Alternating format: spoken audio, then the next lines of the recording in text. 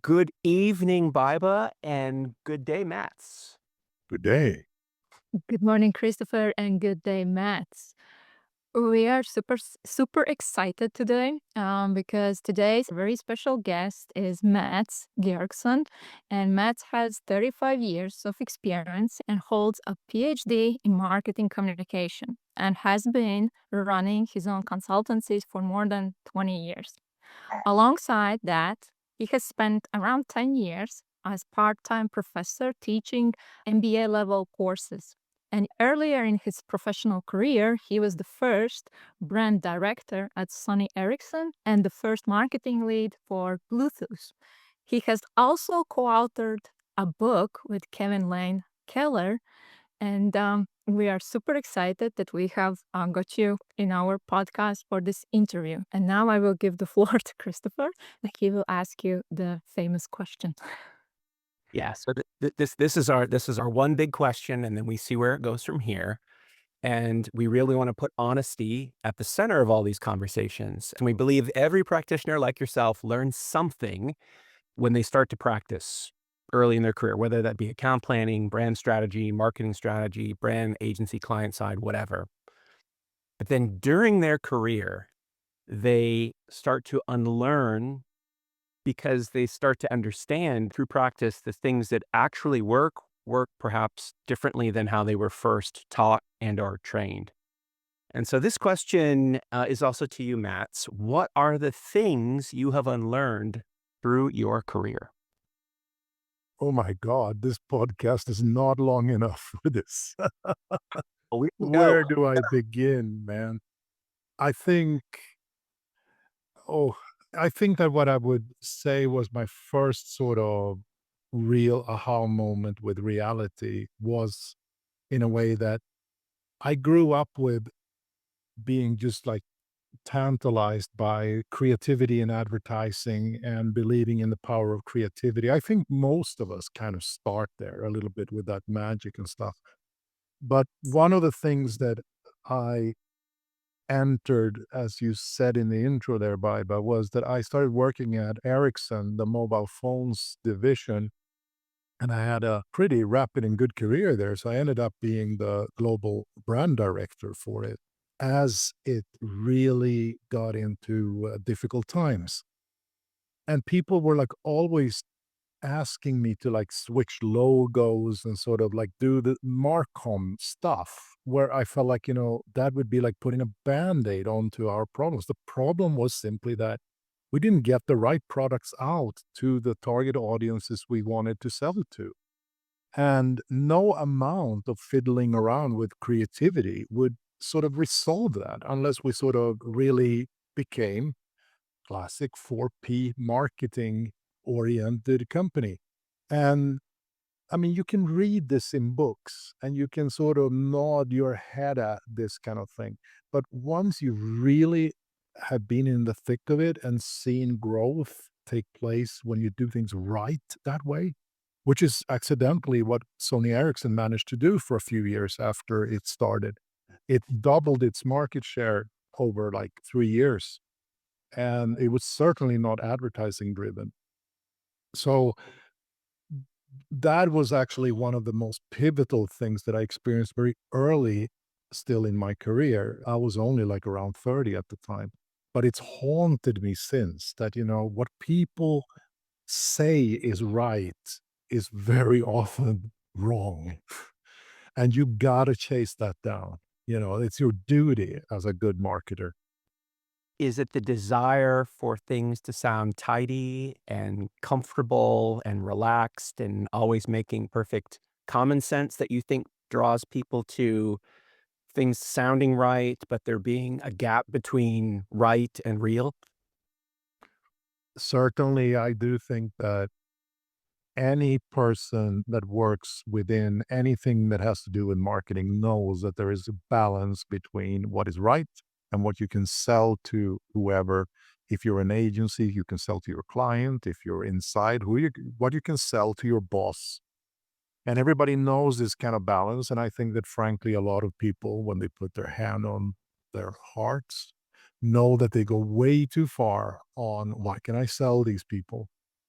And that I think is part of where marketing went wrong the last decades. A lot of marketers got very comfortable with sitting like pushing performance stuff, actually being able to show financial looking KPIs that look good. And they sort of abdicated from the real strategic questions and the really difficult things. And I mean, I'm not saying that I'm immune, but I think that I've been lucky that I've been able to work with a lot of companies that actually hired me to challenge them and to just tell the truth as I saw it, which has been very much a privilege, but also a little bit like that kind of narrow path, with a lot of resistance to it as well. This was one of my questions that I had in mind after the Strategy Points event, where you were presenting this presentation about growth versus efficiency. That how do you encourage then the clients to be more braver, or how they could embrace the how you call it in that presentation, necessary uncertainty. I think that maybe part of the answer is to show the reality the way it looks, which frankly I think is quite shocking. I've been trying to look at the entirety of all publicly listed companies in the world that I could find, like about 150,000 of them. And the shocking thing is that the majority of those can't even grow at pace with inflation. It's kind of a shocker. Like most companies in the world are shrinking. So to say, it's almost like, if you accept just the way it is for us as human beings, that death is almost inevitable for companies. And then you ask yourself, like, how can you prolong your life? And you sort of understand that exploration and curiosity and trying to find the next growth formula is not an option. You will die as a company if you don't do that. And I think that it's been like this kind of like very false paradigm going on, that you can play safe. You can just allocate resources and be very professional, and you can just outperform competition and you can have a healthy life. It's just not true. It's not enough for companies to even survive in the long run. Because, if you have a company that shrinks at like 2% per year after inflation, that adds up pretty quickly. And somebody said that it's about a 50% chance in a 10-year window that a publicly listed company will not be listed for whatever reason in 10 years, because they will have merged, they will have gone bankrupt, or they will have been eaten by somebody else, renamed, etc. And I think that, that is the way we got to understand what growth and risk is about, that it's not something you can just opt out of, which I think has been what a lot of companies have done the last decades. As much as you can reveal, but when you go back to your time at Sony Ericsson, thinking about how you had two proud brands from two different parts of the world deciding to kind of like kludge themselves together as a means to try to be some kind of counteractive to what was else going on in the world. And that point, the very dominant brand from Helsinki, Nokia was, Yeah. and the StarTAC phones at Motorola, etc. And yet you had these two specialty brands, well, one quite the industrial generalist, and then the other one specialty, deciding to somehow Lego click themselves together as a means to try and counteract some of that gravitational force, or use that as a means to perhaps try and, I don't know, defy gravity. I don't know if if you reflect upon that now with the current operating system you have between your ears back to then, knowing what you know now. Oh, wow. Yeah, I mean, I think I think I did a few things right, frankly, at that time, I must say. And I think one of the things was that I understand that it was a Lego click. The decision to go with Sony Ericsson was very much like just big politics. It was just like a decree. This is what it's going to be. But it worked because it was, like you say, it was like a yin yang kind of thing, like a brand that's many people saw as like technical and competent, quite masculine, but a bit like boring and almost brutish. And then Sony, which was like everything Ericsson was, and like feminine, elegant, curious. And when we merged that, something interesting kind of happened. But what I realized, which I want to take a little bit of credit for, was that for this to fly, we needed this to be a brand, not to be Sony plus Ericsson, because you can't run a brand by sort of say it's like a kid that has two famous parents, right? You got to own your own identity. You got to make this mean something. And for various reasons, thank God, so to speak, the the atmosphere went from brand being built by sort of different Marcom initiatives to being very much like, what kind of products do we make and why and for whom? And that really, the combination of those two things, that, this is like its own brand with its own idea and meaning, and second, that it actually mattered to product development and stuff like that, and it wasn't just like a marketing department kind of brand, that really paved the way for success, I think. And I think in my modern terms, I also think that we did do it by adding the things that we today take for granted, but were absolutely new. We had the first camera. The first one was a snap-on that you could put onto your camera. We had the first color screen. We actually had a smartphone that came out in 2003 that effectively could do everything that the first iPhone could in 2007, but it was regrettably still twice as thick. But another crucial thing that we didn't have was an open app store with third-party development. That was very, very crucial for Apple's success later. But in many ways, I think that we kind of created the kind of brand momentum that Apple just snatched from them later. That's a different story. But in my terms of how I'm thinking today, it's obviously that we hit new demand points that weren't addressed, and that is the reason we could grow so fast without, sort of say, relying on just advertising and brute force. We simply brought things that actually mattered to people in their mobile phone habits, and that created the success. Would you like to, I don't know, talk a little bit about your demand point constellation? Because we know that you are very proud and also, I would say, very well known among LinkedIn that you have this a very distinctive view about things. Oh, I'm happy to. Well, I think that the Sony Ericsson thing may be a good intro to it. And I Mhm. mean, it came from like a growing intellectual kind of restlessness around how people talked about how brands grow. I don't mean it as a book title, but as how brands grow, because they talked about it in terms of market share, and they talked about it as if everything is standing still constantly. And my experience is that, I've been inside companies that have grown very fast. I've also been, working on projects where that has happened, and I've worked on countless ones where it didn't happen. And I've kind of experienced the difference. And I felt like, this is theory. Um, I got impatient because I felt like, the theory that currently is popular talks a lot about what happens when you have like very static kind of environments. And my experience is that the most interesting thing in the world is to not be in static environments and do everything you can to get out of them. So I started doing research and, frankly, inspired by others, start with evidence. Just start with the empirical evidence for like who has actually grown the past 10 years. And you find very startling things like the world's most beautiful brands, the Interbrand Top 100 or the Brand Z Top 100. If you look at that list from 10 years ago and you look at how they actually did, it's the same thing as I talked about earlier. Most of them are shrinking. Even the most beautiful, successful brands in the world don't make it. The ones that make it are expansive. They do things that has not before quite been done that way. And that can kind of sound like it's obvious, but then again, there are tons of companies that are innovative but don't get anywhere either.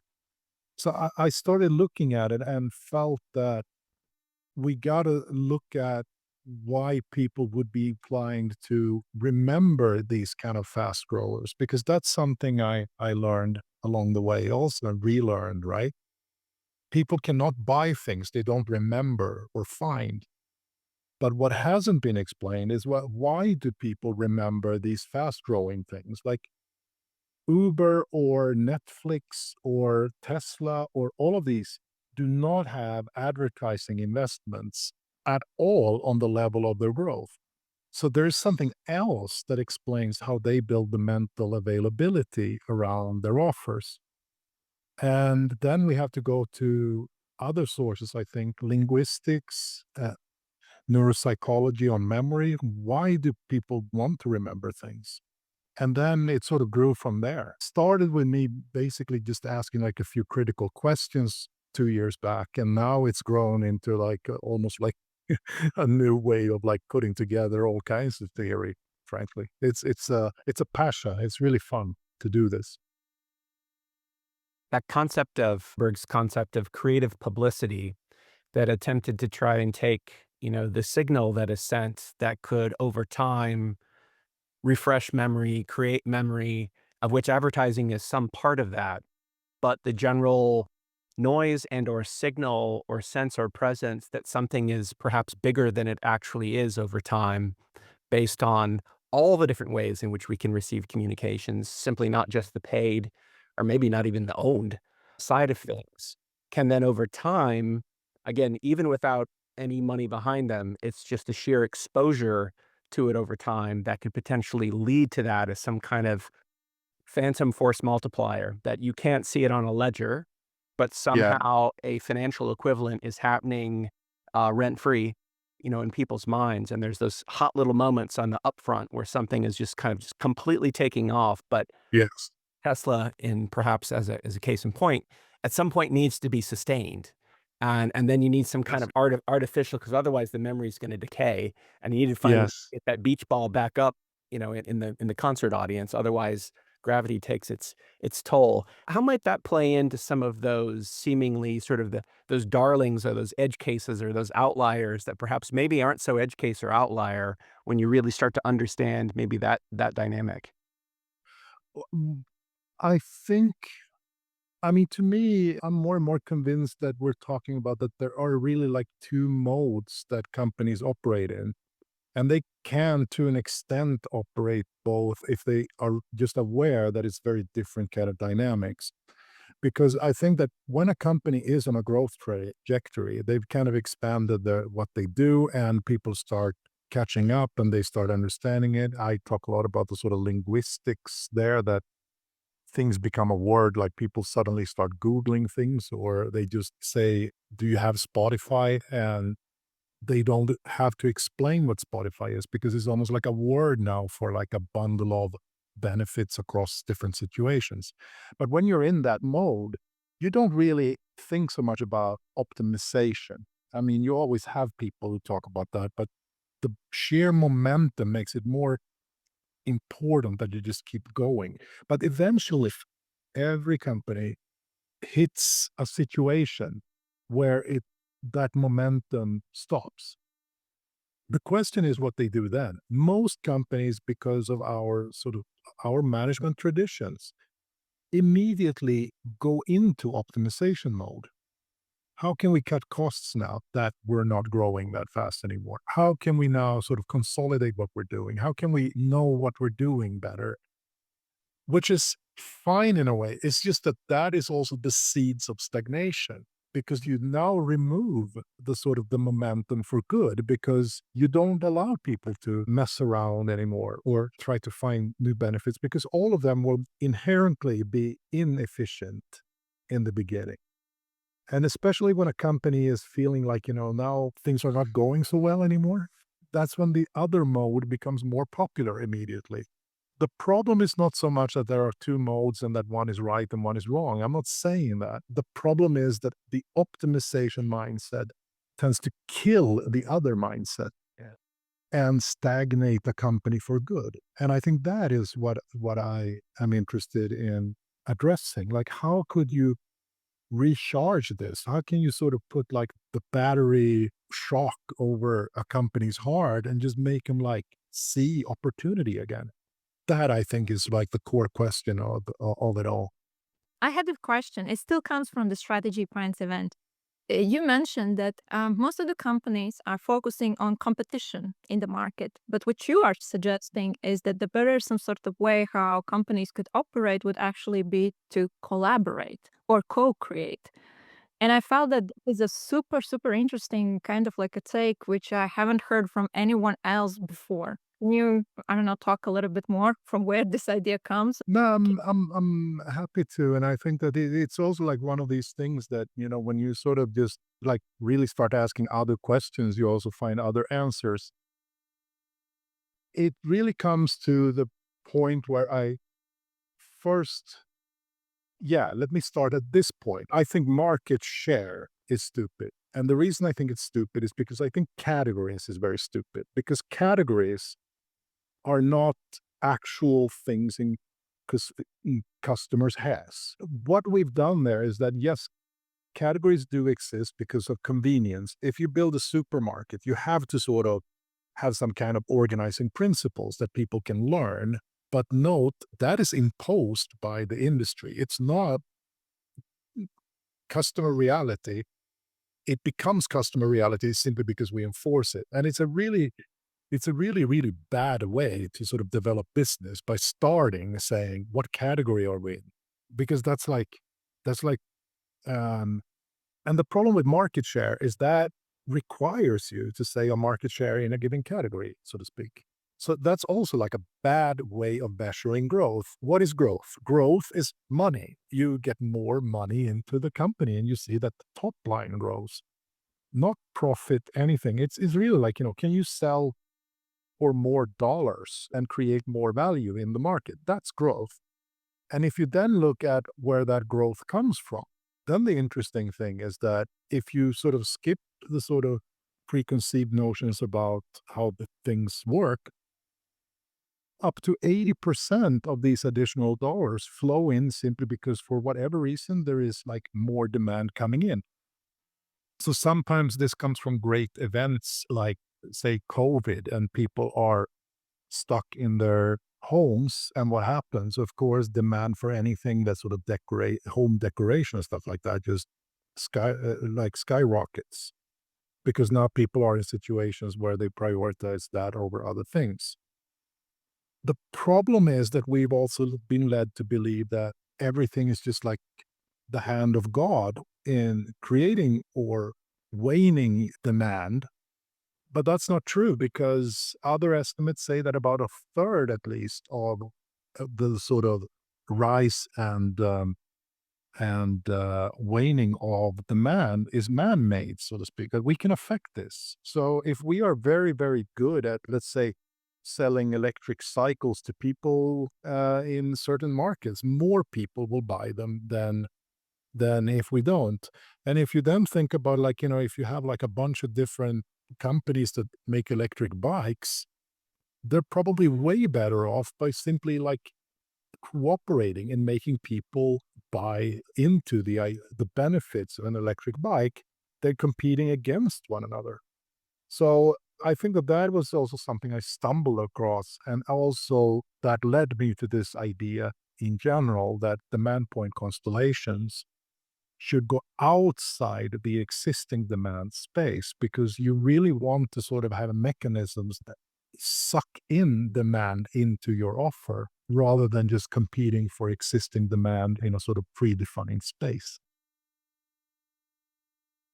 This, and again, for people listening, they didn't have the benefit of seeing Mats present to the Strategy Pints community. Perhaps some of you did, but this is one of those presentations that we really feel Mats needs to take on the road or have a big stage, because you, Mats, alongside some other thinkers who are, again, trying to kind of innovate between the existing theory and practice today and trying to close those gaps, lead to similar conclusions. I'll call, our colleague that we've spoken with before too, shared colleague Dale Harrison, who helps, remind us again of just how infrequently brands grow or how market share shifts over time. And, he leads often to the black swan scenario as, one of those key culprits for when these things happen. This can often lead to almost a form of, and many of my colleagues are exposed to all this, almost a form of nihilism where we then look back and it's like, oh, well, then what are we doing? Can we even make a difference? It feels defeatist, whereas you you seem to take it beyond that to show that, in fact, no, we still have a say in this, and there are things that we can do through creativity and strategy, and again, asking those different questions to get to different answers that then allow for more opportunity. And so, Yeah. speaking for uh, Bob and myself and others who are in attendance of that, we did feel this weight being lifted based on how you were presenting ways to come out of this that felt more freeing. Perhaps we wanted them to feel more freeing, but in the end, it felt like there was more that can be done if we look back at the pieces on the chessboard and start to rearrange them or think about them differently, as opposed to, again, just feeling defeated. I'm very happy that you say that, because what I want to bring is that I want to say that, I'm not saying that this is like, guaranteed that, you can create like growth cases like out of thin air and there's like no risk involved or anything like that. What I do want to give to people is hope, because I think that a lot of the non growth and the sort of stagnation out there is simply like self imposed because one simply stops even trying.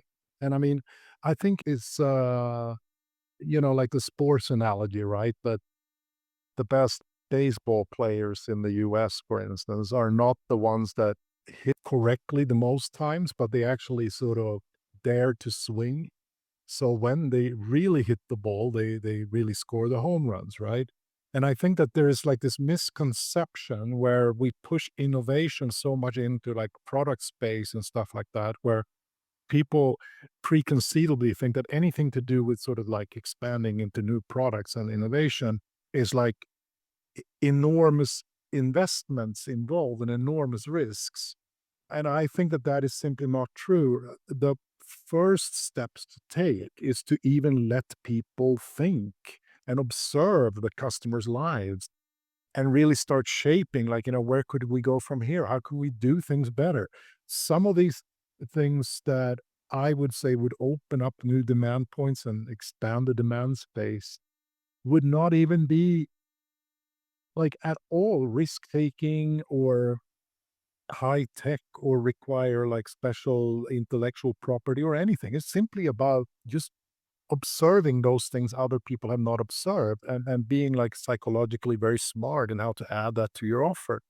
So I think that I'm very happy that you say that I sort of give a bit of hope, because sometimes I feel like, when I say most companies are dying, which is objectively true. I don't want to come off like, I'm the sort of doomsayer here, and like the repent, the world's going to end, because I do think that the tragedy is more that it's so self-imposed that many just have stopped trying. Yeah. I will go back once again to the strategy plans conversation because from there I still have one question that is still kind of haunting me. You mentioned that STP frameworks, segmentation, targeting, and positioning, comes out from the thinking that category comes first. Like you start to think from the category point of view. And you said that Ehrenberg-Bass Institute thinking is also starting from this perspective. Basically, at the core, they are very similar or the same. Can you elaborate on this kind of thought? Yeah. I mean, I'm kind of just amused by the whole sort of schism around that, because to me, it's quite simple. I mean, the EBI view is that they start with a category, no matter how they sort of, th- I mean, they do. And being a bit of a pain in the ass to them, because I've been asking, like, what is a category? How do you even define it? And the answer is apparently that they don't. They simply say it doesn't matter how you define it, which to me is a bit odd. But anyway, somehow you start with the demand space that you've already in some way defined, and then what they call the CPs, category entry points, which is like the moments where demand sort of appears, make up that demand space, right? And in essence, they say, don't waste your resources on flailing about or trying to be different, just pick the ones that are like the most central in this demand space of choices. So that you are the most associated with the ones that matter the most to people's buying behavior. So it's basically like saying, don't be afraid to be generic within the demand space you've chosen. Okay, that's good. Now, if you look at STP, segmentation, targeting, positioning, it really sort of like ends up in the same thing, because you sort of still start with your product and then you say, like, who could buy this? In what way are their needs a bit different? And when you finally puzzle all of that together, you will still have the predefined existing demand space for whatever you're selling. You will have a bit of a different conclusions from what EBI would say about that people would differ a bit more in their needs. And then you would have to prioritize, etc., and say, okay, we can't be everything to everybody. So that's targeting. Who are we going to target? And then our offer is going to focus on some of these points, not all of them. And it has to be a coherent story. So that's positioning. The funny thing is that EBI themselves have done like an exact equivalent conclusion with B2B when they have the question, like, what if you're not like the market leader? What should you do? And you can't credibly like own the major CPs in that space. Well, then you pick the ones that you can credibly compete on. That's a position. I mean, that's like the most equivalent thing I can think of as a position. So in the end, I mean, even EBI does STP, and even the STP people do exactly what EBA does, which I think is the error. You start with a demand space that you build on existing behaviors rather than thinking about what can make that space bigger. So I I hope that was an explanation. It's hard to sort of explain this without visual material, but Agreed. And, sitting in the messy middle or the space in between all of this is, where then the world finds itself, particularly once it's been informed by market-based asset theory, or even starting to realize, wow, I didn't even know it, but I've been working and navigating with STP theory when I didn't even know what that was. But it just becomes so airborne and so available. When you're confronted with both, only then do you go back and question, well, then how are they different? And then how are they similar? I can only speak from my messiness in the middle myself, is right. that they both seem like attempts to prioritize. In other words, they both start with the fact that it is the reality that no one brand from the beginning has the money or resources to instantly flood category buyer memory, with their brand. So everyone has to start somewhere to then grow. Yeah. And that's where they agree, is that there are ways to prioritize. But past Mhm. that point, the decisions that they then, encourage you to prioritize against get very different. Kotler Yeah. suggests that there's a better customer, and you start first with the human, perhaps inspired most by classic human-to-human sales, like how you would navigate a room, which is very intuitive to most of us. Right. Whereas EBI rarely ever starts as to anything that's comfortable to a room full of humans, and does quite the opposite. It goes back and looks at, well, what does the market think and feel? And you start to realize that the market doesn't think or feel about anything. Market just is, if by random. And Yeah.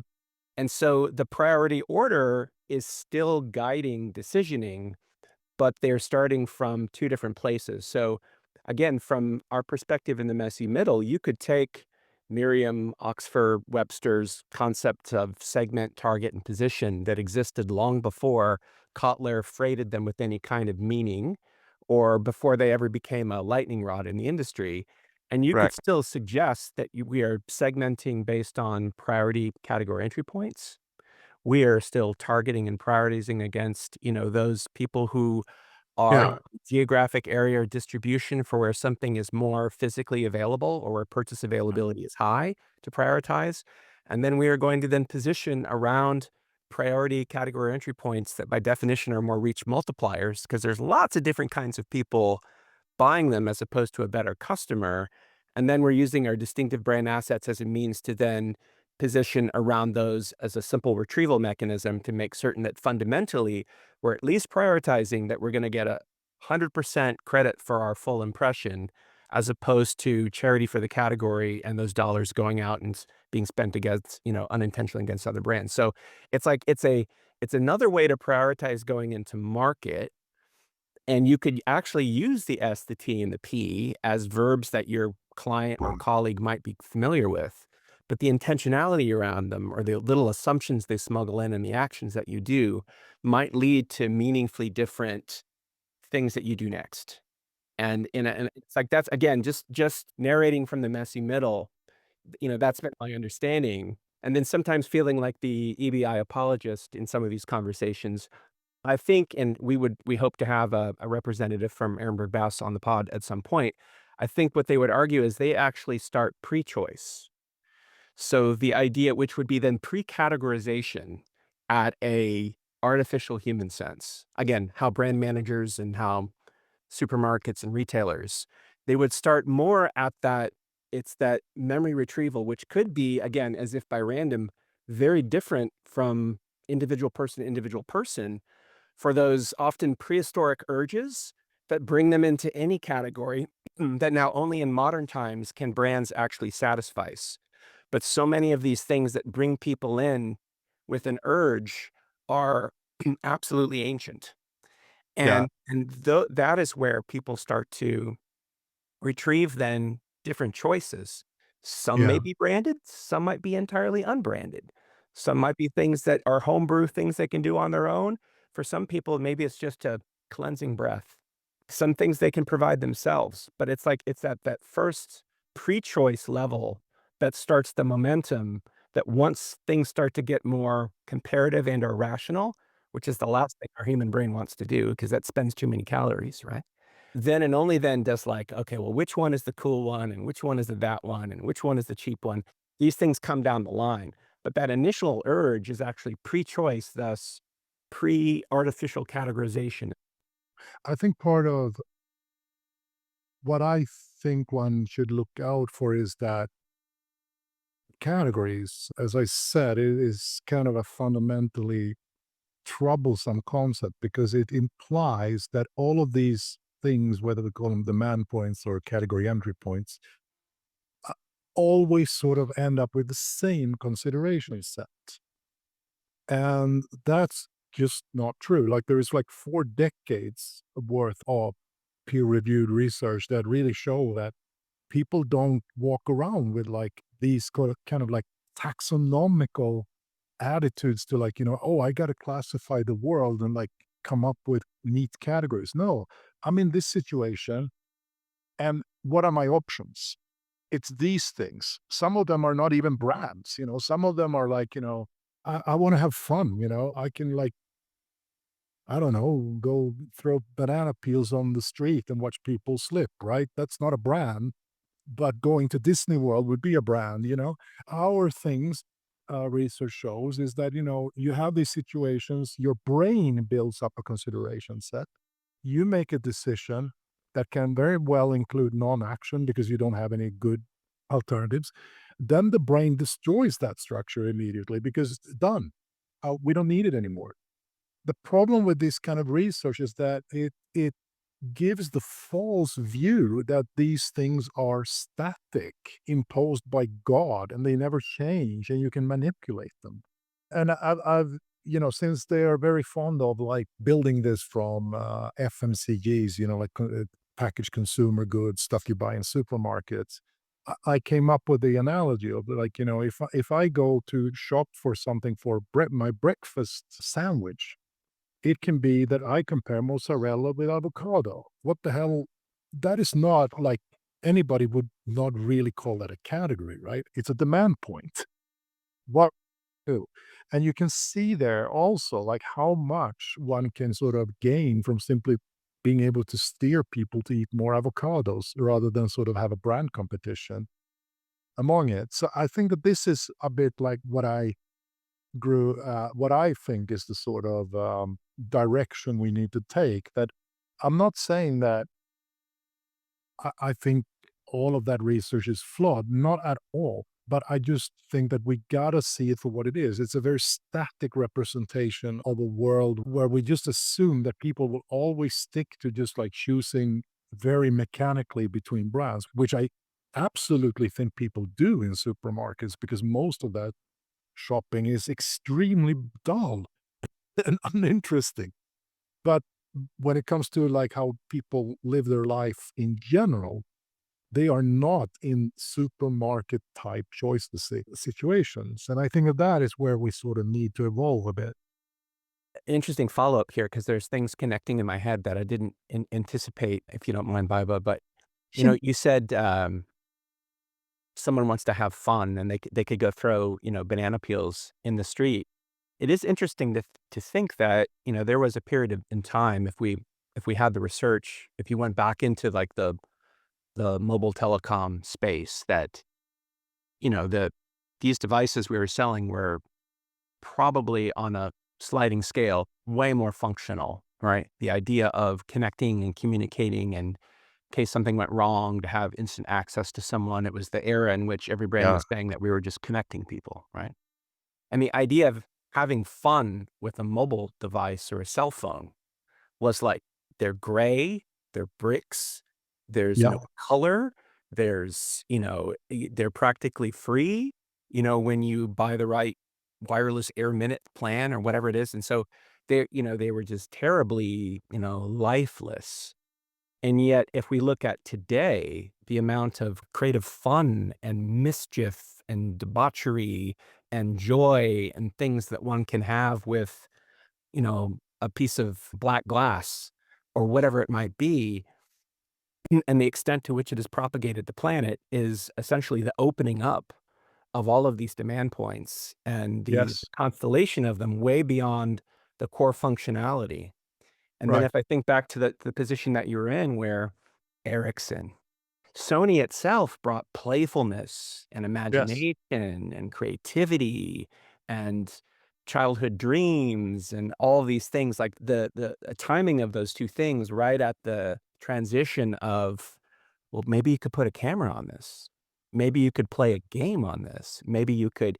It was a it, you were in the right place at the right time to actually perhaps see one of the mankind's single greatest demand point expansions in the history of the planet.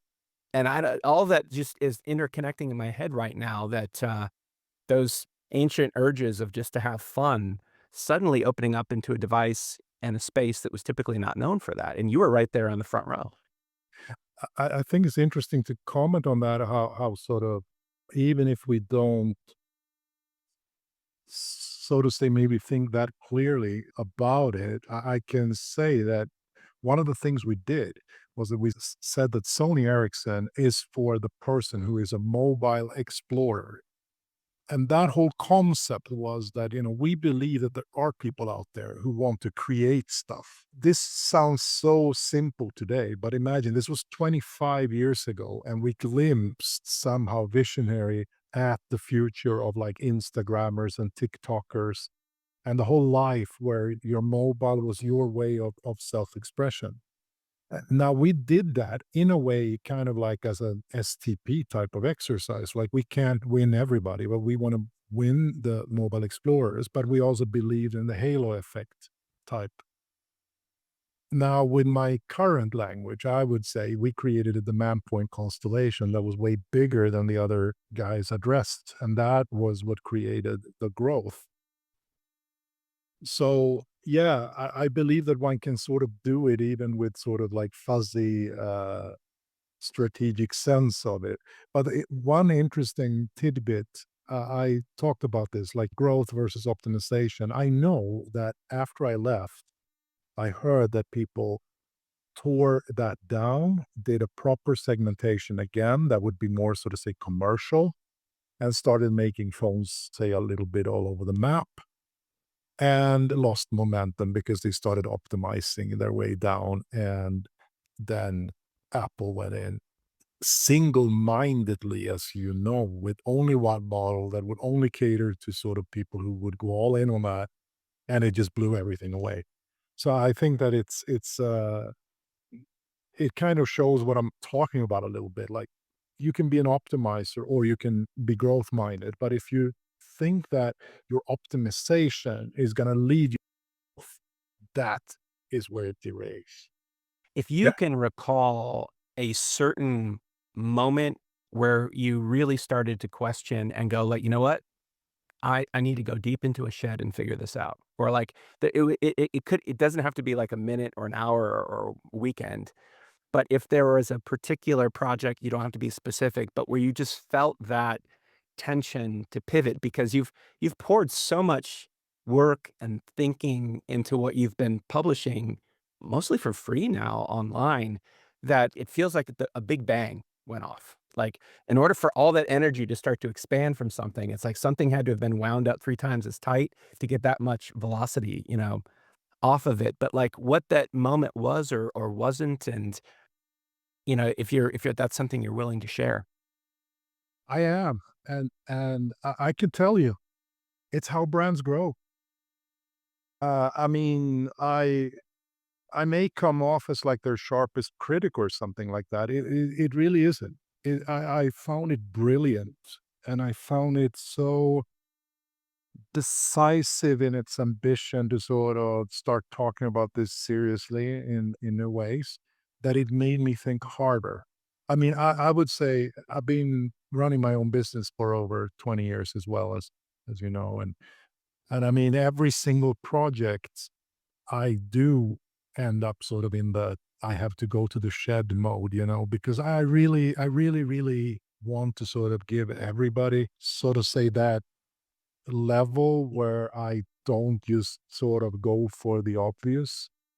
Um, and that I also like really think about how it is a 4P kind of expansion. But I think it was how brands grow that really made me feel like, we got to step up, because this is good. And yet it irks me because they nail so many things. And yet now I have a better sense of what needs to be looked at beyond this.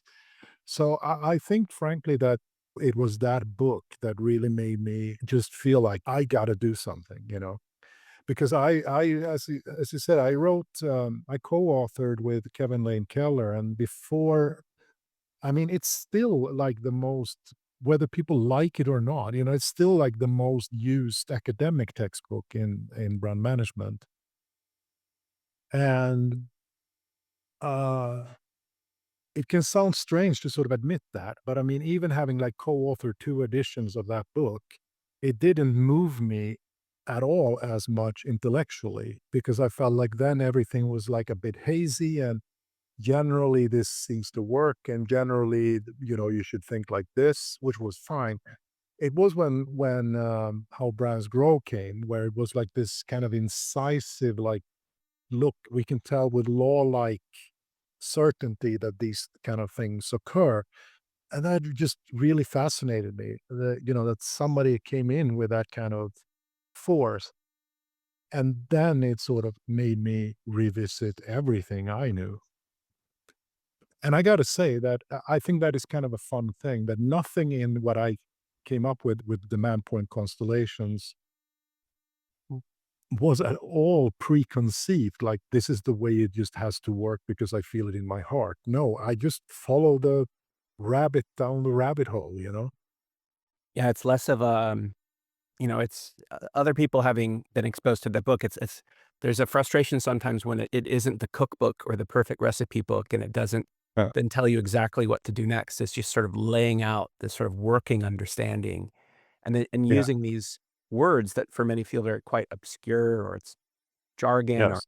and a lot of these words are borrowed from availability theory, from Kahneman from the '70s, and so it's kind of a reduce, reuse, recycle concept going on, but it just lays out this new world and then doesn't necessarily tell you exactly what to do next.